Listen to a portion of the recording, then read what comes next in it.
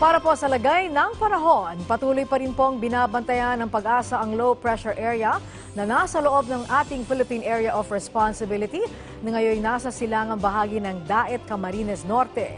Ang LPA at hanging habagat ang nakaapekto sa Metro Manila, Mindanao, Central Luzon, Calabarzon, Mimaropa, Bicol Region, Western at Central Visayas. Dahil po dyan, mga karanas sa mga nabanggit na lugar ng maulap na kalangitan na may kalat-kalat na pag-ulan, pagkidlat at pagkulog ngayong araw.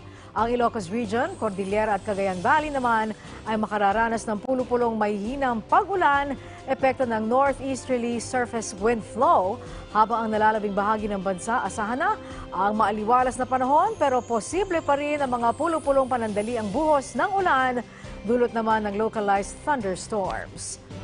At para naman po sa update ng mga dam, as of 6 a.m. kanina, bumaba ang level ng tubig sa Angat, sa Ipo, sa Lamesa, Ambuklao, Binga at Caliraya Dam, habang bahagya namang tumaas ang antas ng tubig sa San Roque, Pantabangan at Magat Dam.